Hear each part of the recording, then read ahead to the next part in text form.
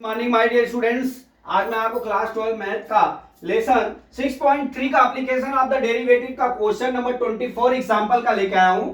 क्या दिया? Let AP and BQ be two vertical poles at points and B respectively if AP is equal to 16 meter, BQ is equal to 22 meter and the AB is equal to 20, then the point of the distance of a point R on AB from the points A such that RP square is plus RQ square is the minimum। ठीक है, तो सबसे पहले हमारा जो numerical में दिया है वो थ्योरम में देखिए क्या दिया है। हमारा जो ये दो पोल है PA और QB दो पोल है। ठीक है, इनकी क्या है, इनका जो हाइट है जो इनका है ये 16 मीटर है, ये कितना है 22 मीटर है। अब ये भी की जो दूरी है दोनों पोल के बीच की दूरी कितनी दी है 20 मीटर दी हुई है।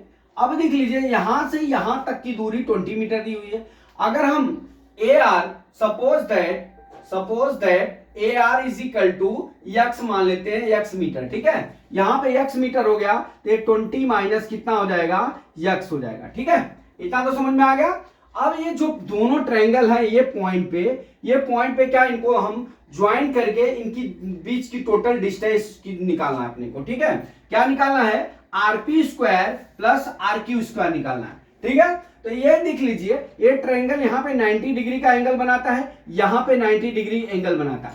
तो यहाँ पे क्या होगा पाइथागोरस लॉ हम यहाँ पे पुट करेंगे और यहाँ पे सबसे पहले RP की वैल्यू निकालेंगे, फिर RQ की वैल्यू निकालेंगे, दोनों को ऐड करके उसका हम का डेरिवेट कर देंगे, फिर डबल डेरिवेट कर देंगे, वहां से हम ज्ञात कर लेंगे कि मिनिमम है कि मैक्सिमम वैल्यू है। ठीक है, अब चलते हैं पहले केस में। हम फर्स्ट केस में क्या लेते हैं ट्रायंगल क्या PAR में। ठीक है, PAR में अब क्या हो जाएगा हमारा RP square is equal to हमारा क्या हो जाएगा PA स्क्वायर प्लस क्या हो जाएगा AR स्क्वायर।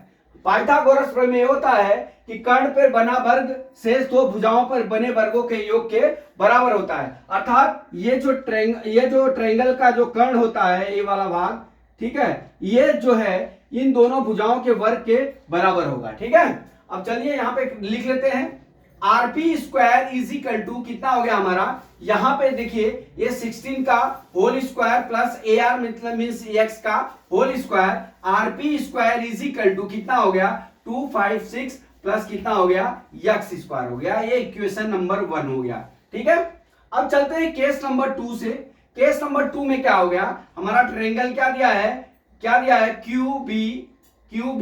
दिया है। अब यहां पे क्या हो जाएगा RQ square is equal to क्या हो गया QB स्क्वायर प्लस क्या हो जाएगा हमारा RB स्क्वायर हो जाएगा। ठीक है, अब देख लीजिए हमारा QB की वैल्यू कितनी दी है 22 मीटर का होल स्क्वायर हो जाएगा। ठीक है, 22 का होल स्क्वायर प्लस RB की वैल्यू कितनी हो गई, इतनी हो गई, क्या है 20 माइनस x का होल स्क्वायर हो गया। ठीक है, ये RQ square is equal to, ठीक है, इज इक्वल टू ये कितना हो जाएगा 22 का वर्ग करेंगे तो 484 हो जाएगा। ठीक है, प्लस कितना हो जाएगा यहाँ पे 44 यहां करेंगे तो हम जानते हैं हमारा एक फार्मूला होता है क्या, देखिए a माइनस बी का whole square is equal to A square minus 2AB plus क्या होता है हमारा B स्क्वायर। अब उस रूप में मैं 20 माइनस x का होल स्क्वायर को हम तोड़ लेते हैं। ठीक है, तो ये क्या हो जाएगा देखिए a स्क्वायर मतलब 4 का 20 का होल स्क्वायर माइनस 2 इंटू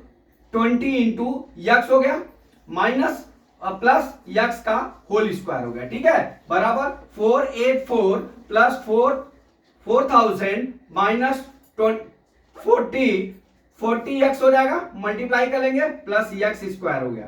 ठीक है, अब हमारा ये क्या हो गया RQ स्क्वायर हो गया। देखिए ये RQ स्क्वायर हो गया। अब यहां पे हम क्या करते हैं RQ स्क्वायर बराबर, अब इसको जोड़ लीजिए, ये कितना हो जाएगा 884 माइनस 40x प्लस कितना हो जाएगा x स्क्वायर हो जाएगा। ये हमारा इक्वेशन नंबर 2 हो गया, मींस क्या हो गया हमारी RQ की वैल्यू ज्ञात हो गई। ठीक है, अब देख लीजिए अब यहां से हम यस लिख लेते हैं। यस बराबर मतलब जो डिस्टेंस है यस बराबर क्या हो जाएगा हमारा ये हो जाएगा क्या, यहां पे क्या दिया है RP स्क्वायर प्लस क्या हो जाएगा हमारा RQ स्क्वायर हो जाएगा। ठीक है, अब हमारा यहाँ पे जो आरपी स्क्वायर है, हम यस बराबर आरपी स्क्वायर कितना 256, ठीक है, अब प्लस कितना हो गया X square, R Q square कितना दिया है 884 प्लस माइनस 40x प्लस कितना हो गया एक्स स्क्वायर, ठीक है। अब देख लीजिए यस बराबर कितना हो जाएगा, अब जोड़ लीजिए यहाँ कितना हो जाएगा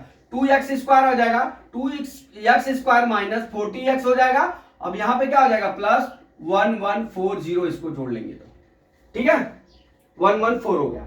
अब यहां से देख लीजिए ये हमारा f(x) की वैल्यू ज्ञात हो गई।